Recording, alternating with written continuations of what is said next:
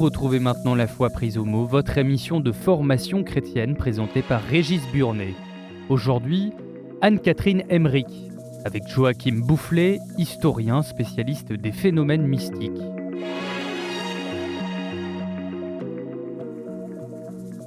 Bonjour et merci de nous retrouver pour La Foi prise au mot, votre rendez-vous de réflexion et de formation. Cette semaine, un personnage extraordinaire, tout à la fois fascinant et peut-être un peu intriguant. Je veux parler d'Anne-Catherine Emmerich. Née en 1774, morte en 1824, elle a connu une vie par bien des aspects tragiques puisqu'elle fut marquée par la maladie.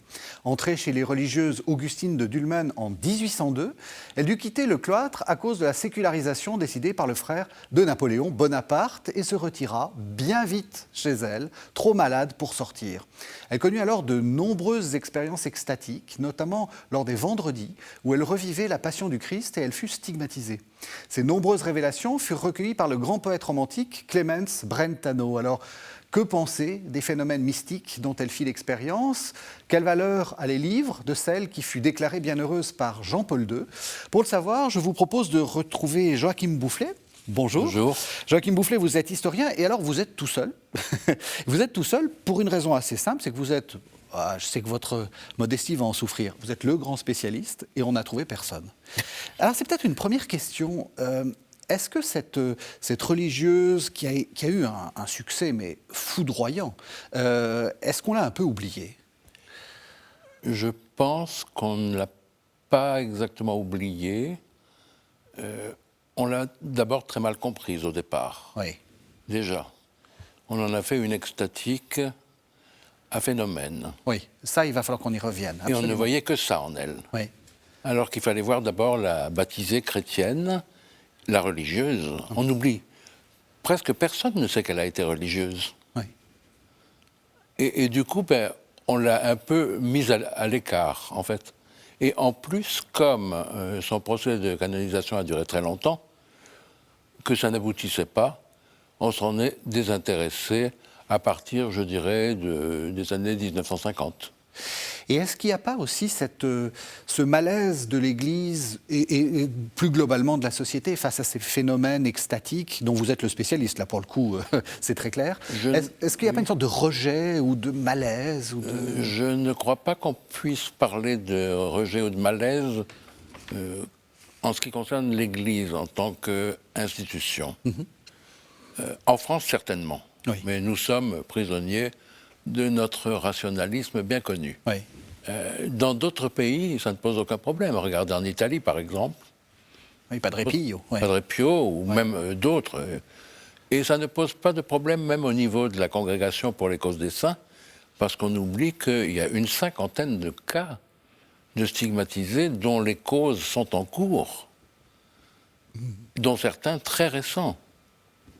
Vous pensez à qui? Je pense à Natuzza Evolo, par exemple, ou à Francis Howell, un Américain, qui sont morts au début de ce millénaire, enfin de ce siècle. Oui, et donc là, on se retrouve face à des stigmatisations, ou des stigmatisés qui sont, que la science peut étudier. Mais absolument, voilà. Qui ont été soumis à toutes sortes d'expériences médicales, scientifiques, etc. Et ça, c'est très intéressant. Et nous en avons quand même 4 qui ont été béatifiés il y a assez peu de temps, dont 2 fondatrices italiennes. Elles sont toutes italiennes. Une laïque italienne et une autre laïque italienne. Ah oui, donc vous avez raison, c'est peut-être nous, en France, je crois que oui. alors qu'on va y revenir, mais elle a eu un succès, y compris dans le catholicisme français, incroyable. Oui, oui. Alors la deuxième question que j'avais envie de vous poser, on dit Emmerich ou Emmerich? Emmerich. Alors pourquoi? Parce que c'est l'orthographe. C'est ça. Tout simplement. Ce qui est étonnant, c'est qu'elle naît dans une famille qui est d'origine juive. Elle a une ascendance. Une ascendance. Oui. Voilà, c'est ça. Est-ce que ça joue un rôle ou pas du tout? Je ne sais pas, je ne pense pas, parce qu'elle a toujours signé. Enfin, elle a signé le seul acte qu'elle ait signé, d'ailleurs, Emmerich, avec un K. C'est ça, il n'y a pas de... non. C'est pas une... Je pense même qu'elle ignorait, d'ailleurs, son ascendance juive. D'accord. Parce que c'est vrai qu'on voit souvent dans les, même sur Wikipédia ou les choses comme ça, on insiste là-dessus, alors que justement, elle vient de quelle origine, enfin, comment on décrirait son enfance? Une origine très modeste. Elle est la fille de métayer. Hein. Une origine très modeste, dans une famille très nombreuse, 9 enfants. Oui. C'est quand même pas mal. Oui. Avec des parents durs à la tâche, très pieux, durs à la tâche, assez sévères. Elle a une enfance, malgré tout, très heureuse. D'abord parce qu'elle a un merveilleux tempérament. Ouais. Elle est toujours joyeuse, elle est toujours heureuse. Et puis en même temps, parce qu'elle prend à cœur d'être dans sa famille. Sa famille est très importante pour elle. Est-ce que vous diriez que, parce que elle est quand même assez vite malade, enfin, on sent que c'est une enfant fragile, c'est un peu, on imagine comme une sorte de petite préférée, ou est-ce que c'est pas du tout ça? Est-ce que c'est une famille Non, parce que les enfants étaient tous très aimés par leurs parents, même si les parents étaient très sévères. Hein. Ça rigolait pas. Ça ne rigolait pas. Mais Catherine était la préférée de son père, ça c'est sûr. Parce qu'il était fasciné par le côté un peu mystérieux de cette petite fille qui était un tempérament en même temps très contemplatif, qui aimait beaucoup être seule, qui n'aimait pas trop les poupées, ça n'intéressait pas, et qui, dès son enfance, est-ce de la vision, est-ce de l'imagination d'enfant, peu importe, lui racontait des scènes de la Bible. C'est ça, fascinée par le... Elle était fascinée par la religion, par l'écriture, qu'elle entendait certainement à la maison, parce qu'on lisait les vies des saints, par exemple, des choses comme ça, dans ses familles. Et elle est très tôt, imagination d'enfant, vision, je n'en sais strictement rien, et ça n'a pas beaucoup d'importance d'ailleurs. Elle nourrit une très grande intimité avec l'enfant Jésus, bien sûr, et avec Saint Jean-Baptiste. Alors, un point important, est-ce qu'elle sait lire? Oui. Parce que... Elle a été très peu de temps à l'école, mais elle sait lire. Oui. Parce que elle sait lire et elle sait écrire. Ça va être un point important pour la suite. Est-ce que toutes ces visions sont liées à des lectures ou pas, hein? Donc, elle sait lire. Elle, assez vite, donc la famille n'a pas les moyens de subvenir à ses besoins. Elle est placée. Elle est placée à l'âge de 12 ans après sa communion. Et elle est placée chez un cousin lointain, qui est d'ailleurs le propriétaire du terrain exploité par ses parents. Et elle est placée, et il se déroule quelque chose de très intéressant à cette époque. Elle a 14-15 ans, quand on vient prévenir son employeur, le cousin Emmerich, que la petite découche toutes les nuits. Il est responsable d'elle quand même, et puis il se dit, bon, elle est très mignonne. Il ne veut pas croire quand même à mal, mais il se dit, les filles à cet âge-là sont capables de tout et de rien, donc je veux en avoir le cœur net. Donc, il prend un de ses amis avec lui, et il décide de la guetter. Et effectivement, le soir, assez tard, elle sort furtivement de la maison. Et ils la suivent dans l'obscurité. Et alors, que fait-elle? Que fait-elle? Où va-t-elle? Où va-t-elle? Elle parcourt toutes les stations du long chemin de croix qui va de Flamsk, le hameau où elle est, jusque Coesfeld, la petite ville à côté. Et elle s'arrête à chaque station, et elle va. Et elle va jusqu'à l'église de Coesfeld. Et là, les portes de l'église s'ouvrent. Elle rentre. Comme ça? Comme ça. Ah oui. Ils n'en croient pas leurs yeux, parce qu'ils savent très bien que... Moi non plus. le sacristain garde d'autant plus précieusement les clés que, et il ferme tous les soirs, qu'il y a dans cette église un magnifique Christ, dit miraculeux, et qui a d'énormes ex-voto partout. Donc, elle rentre, les portes se referment sur elle. Il trouve quand même que c'est un peu fort d'aller rejoindre son galant dans une église. Bon, Ils attendent un certain temps, un temps certain même. Les portes s'ouvrent de nouveau, elle ressort. Elle repart toute seule. Ouais. Elle refait les stations de chemin de croix et elle rentre se coucher pour se lever 2 heures plus tard. Ah oui, Et elle fait ça toutes les nuits. une enfant incroyable. Enfin, C'est étonnant. ah oui, c'est très étonnant. Oui, oui. Et elle fait ça toutes les nuits. Et là, l'historien ne peut pas. Enfin, Ah non, non. il n'y a pas de. D'autant plus que le patron s'est dit, bon, on a peut-être eu la berlue une première fois, on va refaire l'expérience. Ils ont refait l'expérience et ils ont vu la même chose. Je veux dire, c'est pas du témoignage qu'on raconte Non, par non, après. non, Enfin, pas du tout, pas du tout. Voilà, il y a quelque chose de. Non, non, là, il y a quelque chose de tout à fait fondé. Oui, oui, oui. Alors déjà, ça, c'est Oui, très intriguant. c'est très intriguant, surtout que c'est une gamine. Enfin, elle, Oui. elle est toute petite. Ben, elle a 14-15 ans. Oui. Et donc, bon, enfin, qu'est-ce qui se passe après? Ils en concluent. Ah ben, il n'ose pas lui demander. Il Oui. la laisse. Son patron lui propose simplement de se lever un peu plus tard le matin pour se reposer. Elle le regarde complètement étonnée en demandant pourquoi. Non, non, non. Alors, quand est-ce qu'elle rentre au cloître Alors, Parce oh que là, là là. elle avait tout pour. Ben pour oui, être- mais elle veut entrer au cloître, mais à l'époque, pour entrer dans un cloître, surtout que les couvents étaient relativement pauvres, il fallait avoir une dot. Ah oui, ça c'est très Donc, important ce que vous dites. Ouais. Elle, fille de pauvres paysans, n'a pas de dot. Donc, il faut apprendre un métier. Ouais. Elle apprend la couture pendant 2 ans. Et elle se fait couturière, soit à domicile, soit chez les uns, chez les autres. Et après, elle travaille à son compte, chez elle, quelque temps, jusqu'au moment où elle a réussi, en filant et en tissant, à faire suffisamment de draps, de pièces de draps, qu'elle pourra vendre pour se constituer un minimum de dot. À ce moment-là, il faut également, pour entrer au couvent, savoir jouer de l'orgue. Ah bon. Parce que les couvents ont besoin d'organistes, les quelques couvents qu'elle voit. Donc, elle décide d'aller prendre des leçons d'orgue. Ah oui, vraiment, c'est son, Ah mais oui, c'est son elle obsession. Ouais. sait très bien ce qu'elle veut. Oui, c'est ça. Ouais. Et Oui, on est très loin d'une narration à la Thérèse de Lisieux, Ah oui, où oui. on rentre au couvent à 15 ans. Ah non, non, pas du tout. Pas du tout. Oh non, non, pas du tout. C'est une vocation. c'est une vocation très solide et très précoce, solide et Ouais. tenace, je dirais. Tenace, oui. Et puis, Elle est tenace. Hein. Oui, oui, oui. C'est d'ailleurs un de ses défauts, entre autres. Elle est très vive et très tenace. Mais bon, et elle entre donc chez l'organiste de Coesfeld, Père Zonghen. Qui Et- apprend l'orgue.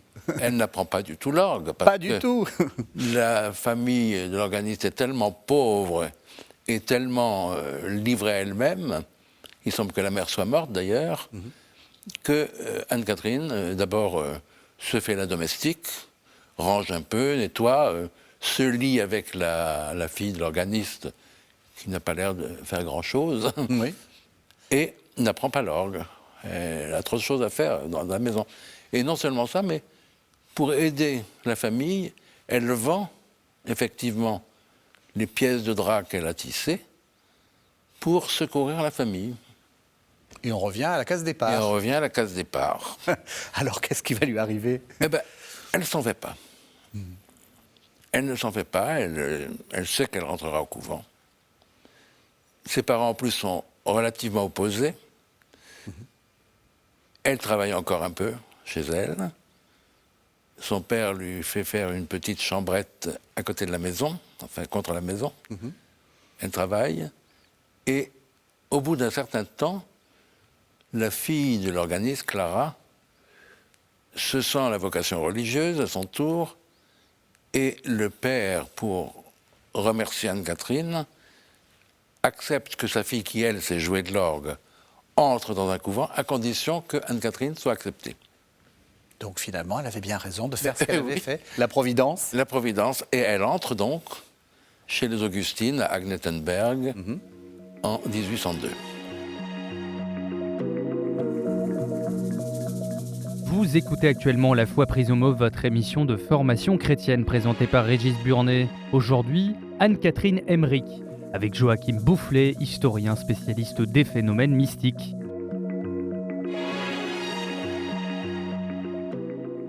Alors on peut se dire, ça y est, c'est bon, tout va bien se passer. Pas du tout. Au contraire, tout ne fait que commencer. Tout ne fait que commencer. Et alors, elle fait son noviciat, elle est malade, santé fragile quand même. Les sœurs hésitent, finalement, par miracle, dirait-on, toutes les voix se portent sur elle pour qu'elle soit admise. Donc elle prononce ses vœux en 1803. Et là, succession d'épreuves de toutes sortes, de maladies, d'accidents. Et elle passera, je dirais, toute sa vie conventuelle dans la souffrance, dans la déréliction. C'est là qu'elle commencera à avoir prodrome de ce qu'on appelle la nuit de l'esprit. Ça, c'est aussi très important. C'est très, très important. Oui, oui. Et elle, en plus, elle vit dans un couvent dont la règle est complètement relâchée. Chaque sœur veille à son propre confort, se nourrit selon ses besoins et ses moyens. Donc, elle qui n'a rien, elle est livrée à elle-même. C'est le prêtre attaché au couvent, un émigré français, l'abbé Lambert, qui de temps en temps la secourt matériellement pour qu'elle puisse un peu manger. Ses parents lui font parvenir aussi à manger. Il n'y a pas d'office pratiquement en commun. Les sœurs sortent, il n'y a pas de clôture, enfin... C'est l'échec. C'est n'importe quoi. C'est n'importe quoi. N'importe quoi. Oui. Et finalement, heureusement, je dirais d'une certaine façon, le couvent est sécularisé. Alors ça, c'est en 1811. Alors ça, c'est un point important. Il faut peut-être prendre le contexte plus large. Oui. C'est vous me le disiez en préparant l'émission, en fait, elle suit, alors qu'elle est allemande, quasiment toute l'histoire française. Mais en réalité, l'histoire française regarde aussi l'histoire allemande. Oui, oui, oui. Alors, elle naît donc à la mort de Louis XV. Bon, elle ne le sait probablement pas. Oui. Et puis, on est en pleine période révolutionnaire. La révolution, bien sûr. Qui se retrouve de l'autre côté du Rhin. Oui, et donc, puisque les conquêtes révolutionnaires, puis bonapartistes, puis napoléoniennes, vont aller jusqu'au-delà du Rhin. C'est ça. Au-delà du Rhin, sur la rive droite. Et donc, au moment où le couvent est sécularisé, en fait, elle est française. Oui. Enfin, c'est un département français. Elle est dans un département français parce que le diocèse de Münster, qui est en même temps une principauté, suivant les traditions de Saint-Empire romain germanique, ont été intégrés, non pas au royaume de Westphalie, du frère de Napoléon, Jérôme, mais à un grand-duché, le grand-duché de Berg, qui a été créé pour l'occasion, qui est devenu ensuite un département français, dont Napoléon a confié un peu le gouvernement, mais c'était purement nominal, à un de ses neveux, et il a exercé lui-même son droit de regard sur ce département. Donc oui, quand j'ai dit au début que c'était le Jérôme Bonaparte, c'est en fait c'est toute la famille Bonaparte. C'est la famille Bonaparte qui était là-dessus, bien sûr. Oui, voilà. Et donc on le sécularise, mais est-ce que c'est encore une preuve de cet esprit français anticlérical, etc. Ou c'est parce que c'était vraiment n'importe quoi Non. C'était... Il y a un esprit anticlérical à l'époque, hein. Oui. Absolument. Et elle le connaît. Mais elle le sent. Elle le connaît, elle le vit. Oui. D'abord, l'évêque de Münster, prince-évêque de Münster, a été écarté dès 1801, 1802. C'était un Habsbourg, d'accord, mais enfin, il est retourné à Vienne. Il est mort très peu de temps après. Et ensuite, le diocèse était vacant.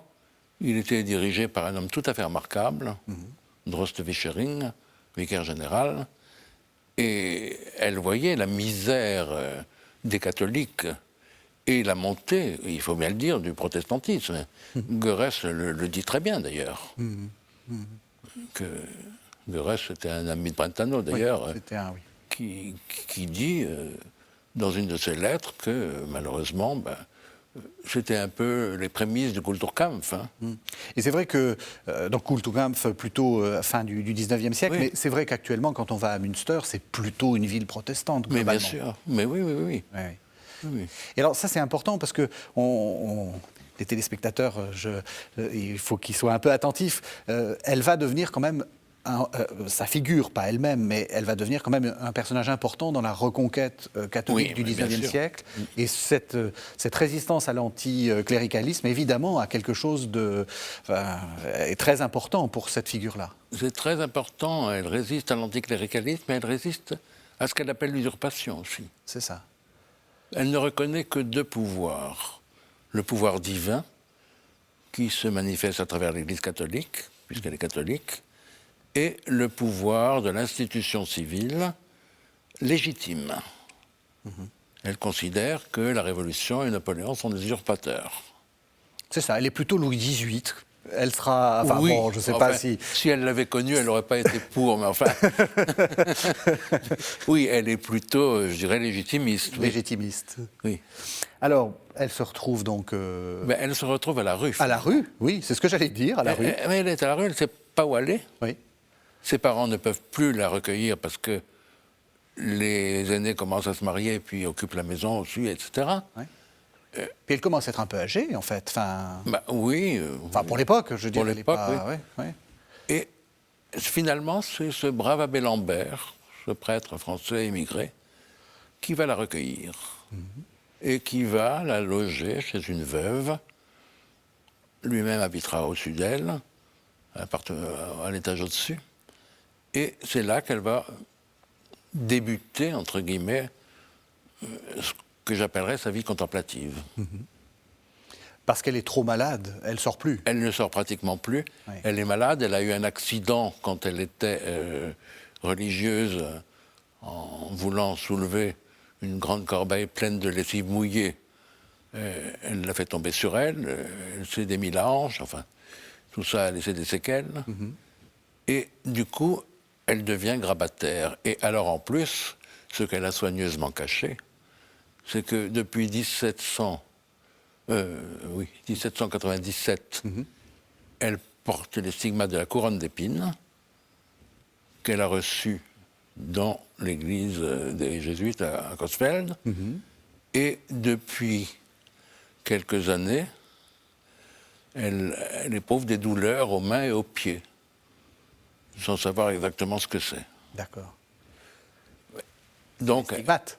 oui, mais elle ne le sait pas. Elle le sait pas. Ah non, elle ne le sait pas. Non, non. Elle a mal, c'est tout. Mais elle sait simplement pour la corne d'épine, mais pour le reste. Et ceci, ces accidents de santé, sa détresse spirituelle et morale, parce qu'elle est chassée de son couvent, elle est toute seule, etc., font que elle craque physiquement. Pas C'est une nerveusement. vie tragique, hein. C'est vraiment une vie tragique. Ah, c'est une vie épouvantable. Oui, oui, oui. C'est pas du tout une vie drôle. Oui. Ah non, non. Oui, oui, c'est vrai. Et donc, et puis en plus, elle était à charge et au bon vouloir des autres. Elle n'a rien, hein, rien du tout. Complètement démunie. Donc, elle vit dans la plus grande pauvreté et elle vit tant bien que mal. Hein. Et elle est entourée par 2, puis 3, puis 4 personnes. 4 hommes. D'abord le bon curé Lambert qui s'occupe d'elle. Ensuite un dominicain, le père Limberg. Ensuite son médecin traitant, Wessner. Et enfin Brentano. Alors là, il va falloir présenter Clemens Brentano, Voilà. qui est, on va en parler assez vite, Oui, oui. à la fois son bon génie et son mauvais génie. On va voir comment ça fonctionne. Clemens Brentano, c'est pas Saint François d'Assise, hein. Loin de là. C'est pas Claire et François. C'est là. pas Claire et François, et même Clemens Brentano, d'abord il est protestant au départ. Il se convertit au catholicisme sous l'influence d'une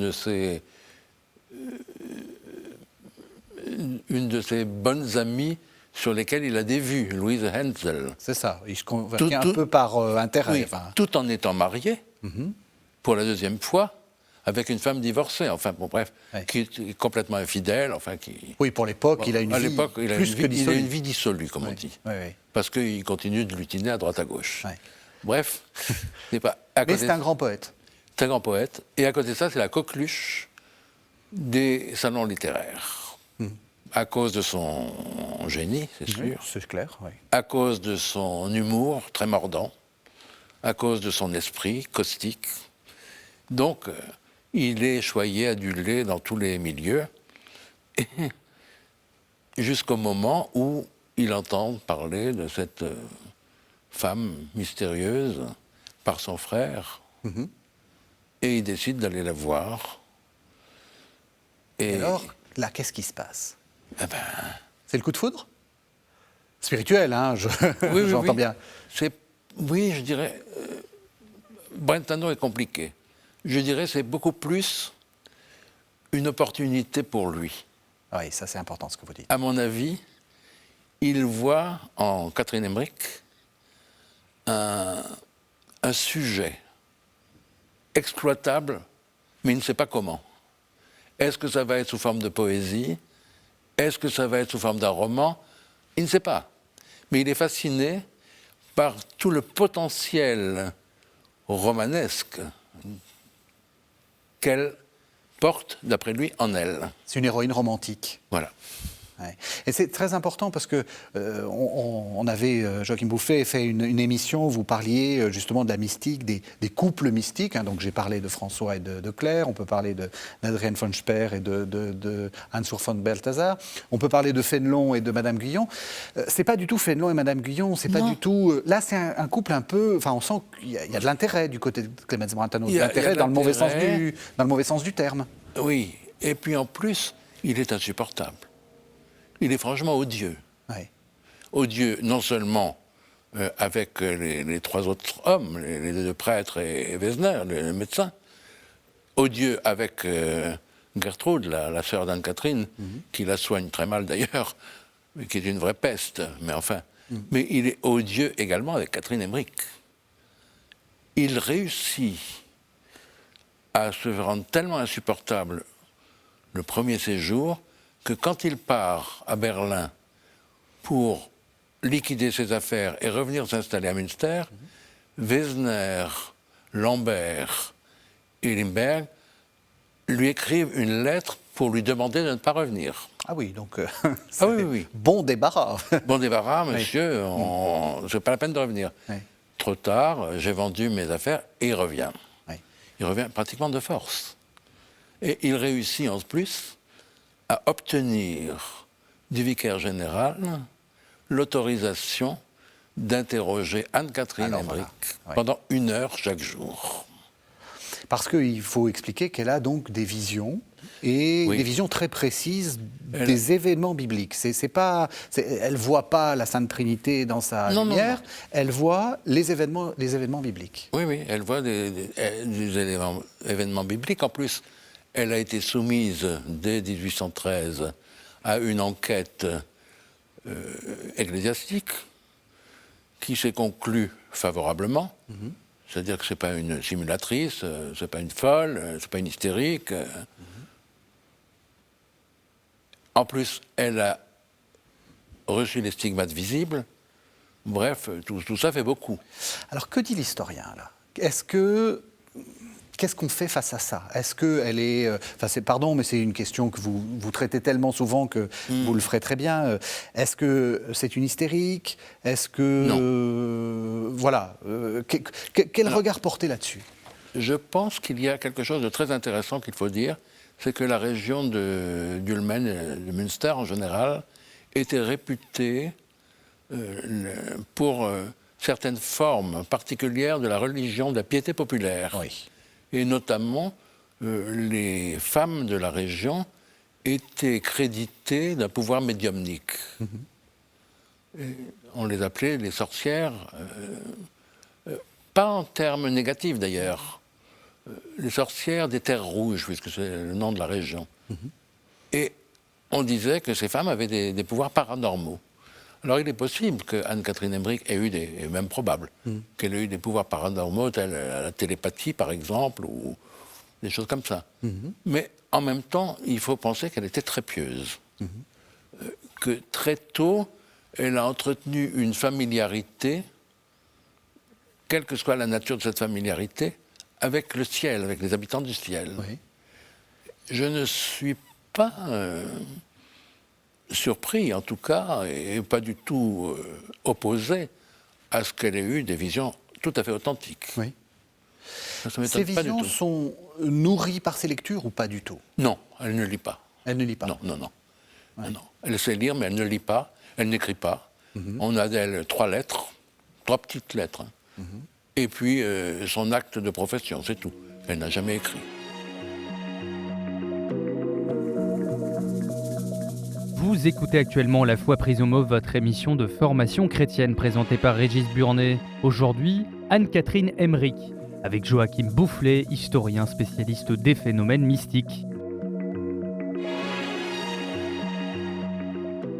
Alors le problème de ces visions, et on va y revenir, c'est Clemens Brentano, parce Oui. que Alors- elle n'écrit pas, vous venez de le dire. Non, mais non. Et alors lui- qu'est-ce qu'on a en fait? Alors lui, il a l'autorisation donc de l'interroger 1 heure chaque jour. Il en profite largement, il grignote, il dépasse le temps, bien sûr. Oui. Et ça se déroule d'une façon très schématique, très systématique en même temps.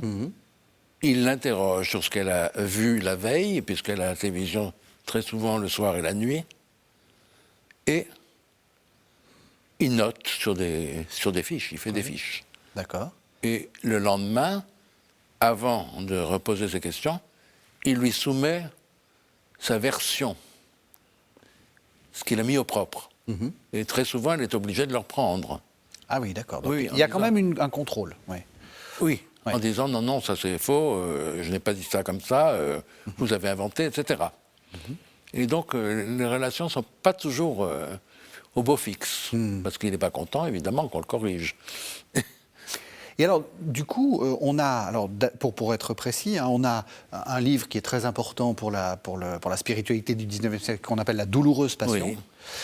Et puis, on a une vie de Jésus fleuve, en je ne sais Oui, pas oui. combien de tomes. Oui. Bon. Ça, c'est Schmöger. Alors, voilà, qui a écrit quoi? Et est-ce que Anne-Catherine a écrit quoi que ce soit de ça? Alors, Anne-Catherine n'a rien écrit. Bon, Ça, voilà. c'est clair. Ce qu'on Elle a- lit, c'est pas d'elle. c'est- Enfin, c'est pas d'elle. C'est inspiré par elle, mais c'est pas elle. qui Peut-être écrit. inspiré par elle, mais c'est pas elle qui l'a écrit, c'est Brentano. Voilà. Il a quand même écrit 16 000 feuillets. Il est resté 6 ans avec elle. Oui. Vous avez eu accès à ces feuillets? Oui. Et alors, est-ce que vous avez pu comparer avec le texte? J'ai comparé très peu, hein, parce Ouais. que vraiment, c'est un travail de titan. Et Ouais. c'est ce que je dis toujours, il faudrait une étude critique de cet ensemble. Oui, oui. Mais c'est très compliqué d'abord parce que c'est mal écrit, Oui. parce que c'est écrit dans tous les sens, parce que c'est souvent raturé, parce qu'il y a des ajouts, parce qu'il y a des croquis, enfin, c'est pas facile du tout. Et D'accord. en fait, il a utilisé ce matériau pour reconstituer d'abord la douloureuse passion. Oui. Et ça, il le voulait à tout prix. Et il l'a fait, il voulait que ce soit publié en 1833, anniversaire de la crucifixion. La crucifixion, 1800 ans après la crucifixion, Voilà. soi-disant. Il l'a vraiment fait, lui. Je dirais, c'est un très beau livre. Alors, moi, en tant qu'exégète, je reconnais quand même beaucoup de choses du 19e siècle. Oui, oui, c'est-à-dire des manières d'écrire, Ah oui, oui. même des éléments qui viennent... Bien sûr. Donc, il y a beaucoup de Brentano là-dedans. Mais il y a énormément de Brentano, mais je dis c'est un beau texte. Ah, c'est un texte magnifique. Et Un il texte faut- magnifique. Et il faut dire aux téléspectateurs de le lire. Ah oui, oui, Et en c'est plus, très- il c'est est très beau. accessible assez facilement. Oui, oui, c'est un très beau texte. Voilà. Et alors, ce qu'il y a de Brentano, ben, il y en a certainement beaucoup. Oui. Ce qu'il y a d'Anne-Catherine Emmerich, difficile à déterminer. Oui. Il y a des ajouts que Brentano est allé piquer à droite et à gauche, notamment chez des auteurs spirituels médiévaux, pour combler les vides, parce que c'était pas un récit suivi, il y avait des trous. Oui. Et donc il a comblé avec ce qu'il a pu trouver, Oui. Martin de Cochem ou d'autres personnes comme ça, Oui. Rodolphe le Chartreux, Oui. etc. Et du coup, quid de Catherine Emmerich dans tout Oui, ça? c'est ça. Parce que en le lisant, moi j'ai été très frappé par et ça y est, enfin vous l'expliquez très bien du coup. Il y a on retrouve beaucoup de traditions pieuses, Oui. en particulier sur les lieux à Jérusalem. Alors là, il y a tel, on voit quelqu'un qui a fait la Via Dolorosa. Mais absolument. Voilà, Et qui ne correspond pas du tout à la vérité qui historique. correspond pas du tout à la vérité historique. Oui. Et donc c'est pas forcément ce qu'elle a vu elle. Mais non, on ne sait pas. Oui. On ne sait pas. Oui. En revanche, ce que je trouve très frappant, c'est qu'il y a beaucoup de femmes. Oui. Alors ça vous surprend pas? Comment? Ça vous surprend pas que je dise ça? Non, parce que c'est dans son tempérament. Ouais. D'abord, elle était, je ne dirais pas féministe, parce que le terme est un peu impropre, mais elle avait une très grande, une très belle idée de la dignité de la femme. Oui. Et elle entendait que la dignité de la femme soit respectée. Ça, c'est très important. En même temps, elle-même estimait qu'elle n'avait de compte à rendre en tant que femme qu'à ses supérieurs, et pas à n'importe quel homme, quel qu'il soit.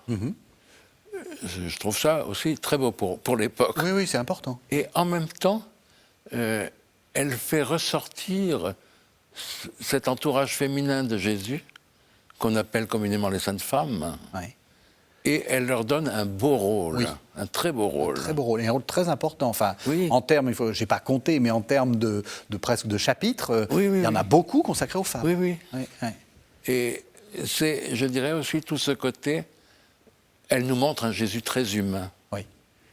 magnifiquement humain, très proche de ses contemporains, très proche de ces femmes qui le servaient, qui l'entouraient, qu'il respectait énormément. Oui. C'est très frappant aussi, le respect dont Jésus témoigne vis-à-vis de toutes ces femmes qui sont autour de lui et qui le servent. Oui. C'est très Et étonnant. c'est très très beau. Oui. Non, c'est un texte magnifique. Le texte est magnifique, oui. Oui, le texte est magnifique. Donc, il a bien fait son travail. Oui, Clemens. ça, il a très bien fait son travail. C'est certain. Voilà. Donc, il fait la douloureuse passion, et Oui. puis, est-ce qu'il fait d'autres choses? Et il amorce la vie de la Vierge, qui n'a pas le temps de terminer, et c'est son frère, Christian, qui va la terminer avec sa femme. Elle paraîtra après la mort de Brentano. Alors, à partir de là aussi Alors là, à des partir notes, des notes et tout, Ouais. c'est un beau texte aussi. Il n'a pas la force poétique de la douloureuse passion, mais c'est un beau texte. Ouais. Et ensuite, alors, il y a un rédemptoriste, Schmöger, Oui. qui, lui, se jette sur les notes de Brentano, qui compulse tout ça, qui mélange tout, et qui nous offre 3 volumes des visions, plus une vie, plus ceci, plus cela. Ensuite, il est relayé par un Augustin, Wegener, et tout ça, après, c'est un embrouillamini à n'en plus finir. Oui, on a, enfin, comme je vous disais, enfin, il y a 10 Il y a tomes, c'est ben oui, il y a de énorme, avec tout et n'importe quoi. Enfin, Oui, ouais. et en plus, tout le monde y met du sien. Par exemple, on ne sait pas assez que Schmöger, le fameux Schmöger qui a tellement compilé Catherine Emmerich, était très lié aussi à tout un cercle qui gravitait autour de ce qu'on appelait les stigmatisés du Tyrol, c'est-à-dire Maria von Merle, Domenica Lazzeri notamment. Et il est possible aussi qu'il y ait ajouté, pas de Maria Domenica Lazzeri parce qu'elle ne parlait pas, mais il est possible qu'il y ait ajouté également du Maria von Merle dedans. Ah oui, donc il a fait une sorte de... Il a fait une sorte de melting pot, Oui. et finalement, Bon, et c'est pénible à lire en plus. on comprend que vous ne conseillez pas la lecture de ce Non. texte-là. Et en revanche, il y a un très beau texte, enfin, moi je le trouve très beau parce qu'il est très émouvant. C'est le journal qu'a tenu son médecin, Franz Wilhelm Wegener, de 1813 à 1819, où il raconte évidemment, bon, il est son médecin traitant, donc il la soigne, etc. Il est venu par scepticisme, un peu pour la démasquer. Ouais. Il s'est converti à son contact. Il est devenu son ami, certainement son confident, plus que Brentano en tout cas. Et il note non seulement tous ces déboires physiques et les remèdes, ça c'est pénible à lire parce que je donne tant de gouttes de ci, tant de comprimés de cela, etc. Ouais. Bon, c'est agaçant. Mais Pour faire l'histoire de la médecine au XIXe siècle, c'est tout à fait passionnant. Mais... à côté de ça, il note aussi ses relations avec Anne-Catherine. Il note quelques-unes de ses visions, qui sont très belles, très simples. Et surtout, il nous montre Catherine Emmerich vivant au quotidien, vivant dans une atmosphère pas facile, vivant d'une façon extraordinairement charitable, recevant quiconque voulait la voir, prodiguant des conseils, tricotant ou brodant ou cousant quand elle le pouvait pour les enfants pauvres,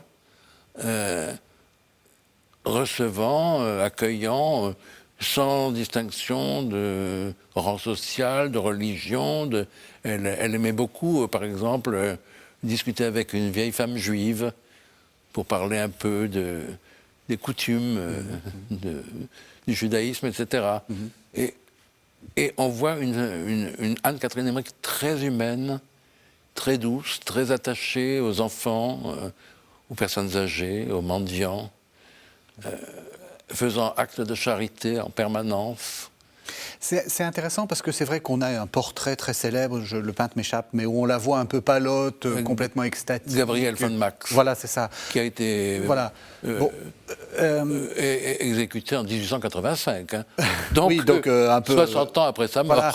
Donc c'est pas du tout. Ça n'a rien à voir. Voilà, justement, on imagine donc une femme un peu, elle était très malade, mais un peu évanescente, etc. Vous nous dites c'est pas du tout ça. Pas du tout. Pas du tout ça. Pas du tout, pas du tout. Oui.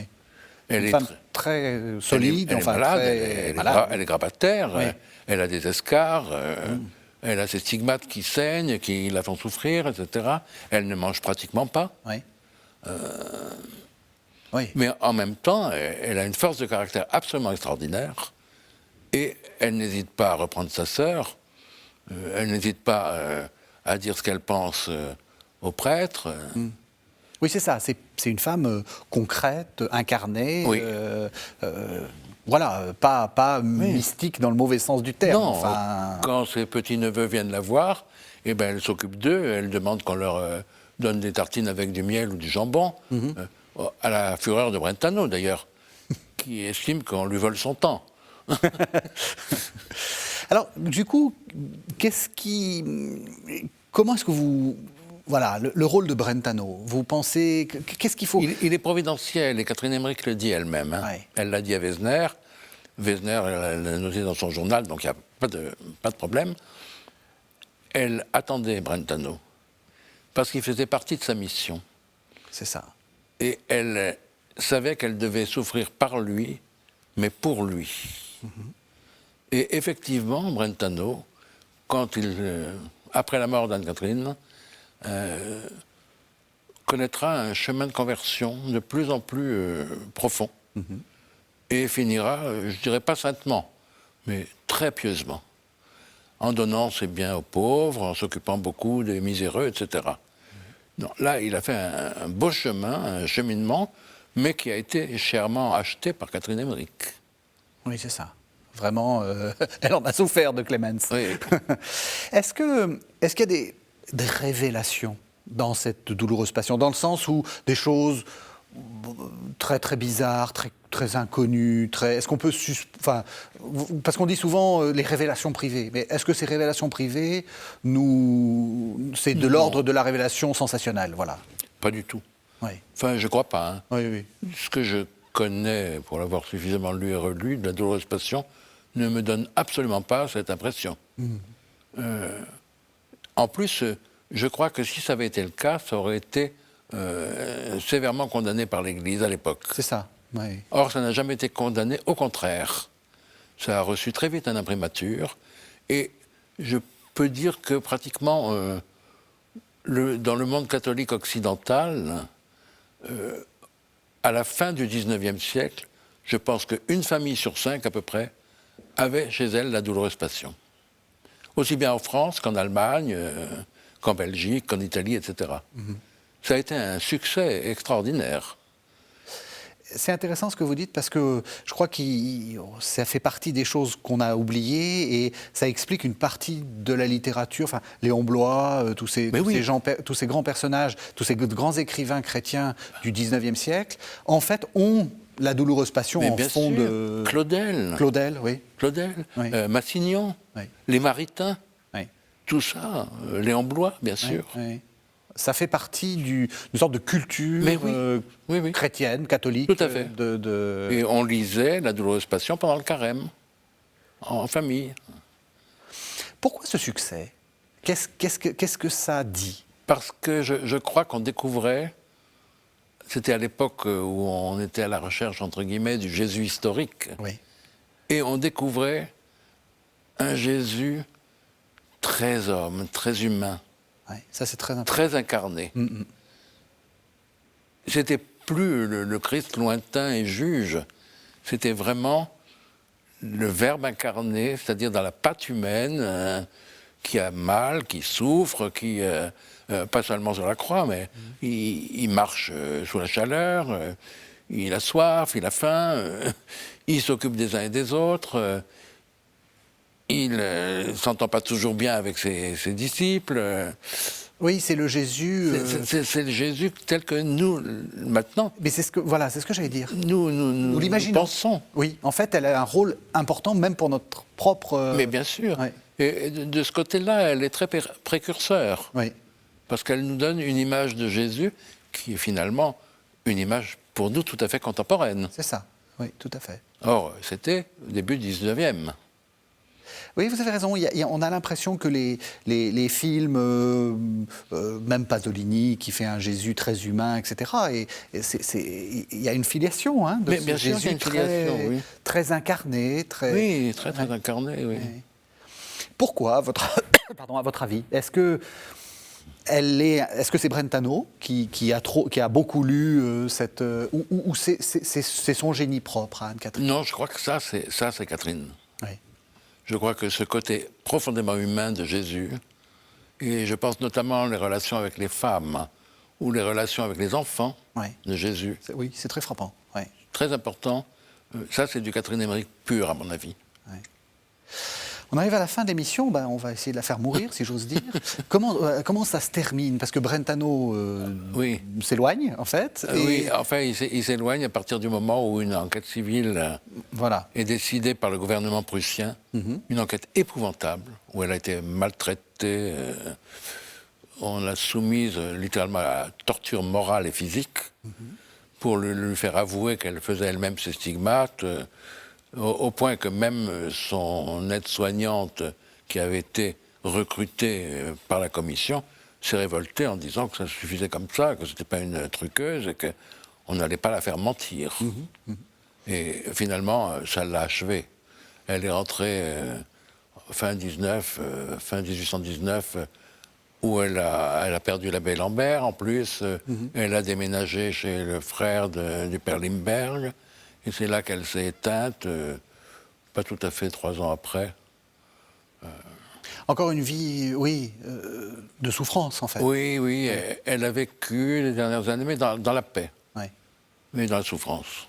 Ce qui est parce que c'est vrai qu'on a beaucoup accusé au XIXe siècle, en particulier du côté rationaliste, Anne-Catherine Emmerich de se rendre intéressante, enfin c'est un milieu d'elle. Ça n'a pas marché, en réalité. Mais non, puis en plus c'était un milieu d'elle. Oui. Pour elle, tout ce que stigmate et autres, c'était même pas elle, en fait. Oui. Ça appartenait à Dieu. Elle, non. Elle comptait pas, elle. Alors, on termine, donc il nous reste 3 minutes d'émission. J'ai 2 questions. Pourquoi est-ce qu'il faut continuer à la lire ? Comment est-ce qu'il faut la lire ? Est-ce qu'il faut la lire comme un 5e évangile ? Non, surtout pas. Surtout pas. Voilà. Comment est-ce qu'il faut la lire, en fait ? Je pense qu'il faut la lire en essayant de retrouver dans la douloureuse passion. Je ne parle que de ça. Hein. Et alors, on est d'accord, c'est la seule chose qu'il faut lire. C'est la seule chose qu'il faut lire. Oui. À la rigueur, la vie de la Vierge, mais pas autre chose. D'accord. Et je pense qu'il faut lire cette douloureuse passion en essayant de retrouver la trame évangélique, en essayant de retrouver les épisodes de l'Évangile Et il faut lire ensuite l'Évangile en méditant ce qu'on vient de lire de la douloureuse passion. Et c'est ça, c'est une méditation en fait. Oui, c'est une méditation, tout à fait. Ouais. C'est une très très belle méditation. Il faut la lire comment? Est-ce qu'il y a une édition? Je sais que vous en avez fait une édition. Moi, j'en ai fait une. Voilà, oui. Je ne vais pas... Si, non, nous la recommandons chaudement. Je crois qu'il faut la lire surtout, à mon avis, c'est une très bonne préparation à Pâques. C'est ça. Je crois que vraiment ça se prête à une lecture pour le carême. Pour le carême, comme une sorte de... Une préparation lointaine à la Semaine Sainte. Quel regard il faut garder, ou porter sur son autrice, comme on dit maintenant, son auteur? Est-ce qu'il faut la lire justement comme cette visionnaire, parce que non. On en a parlé dans le dernier entretien qu'on a eu ensemble. Non. C'est ça fait un peu obstacle, cette sorte de...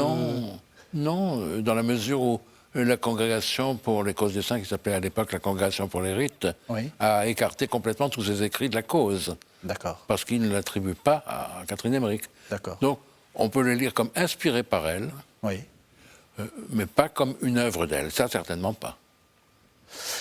Dernière question, c'est une sainte? Elle est bien heureuse, mais techniquement. C'est une sainte. Et pourquoi?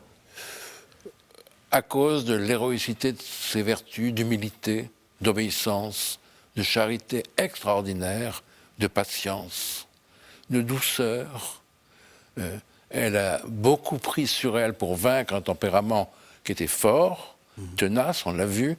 Elle était vive, elle était prompte à la colère, etc. Et la souffrance.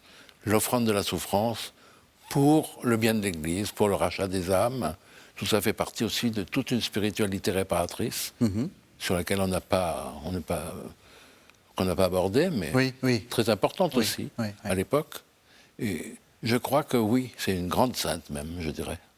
Merci beaucoup, Joachim Boufflet. Donc, nous recommandons très chaudement la lecture d'Anne-Catherine Emmerich. Merci beaucoup. Merci de nous l'avoir fait découvrir. Merci quant à vous de nous avoir suivis. Vous savez que vous pouvez retrouver cette émission sur le site internet de KTO, www.ktotv.com, et on se retrouve la semaine prochaine.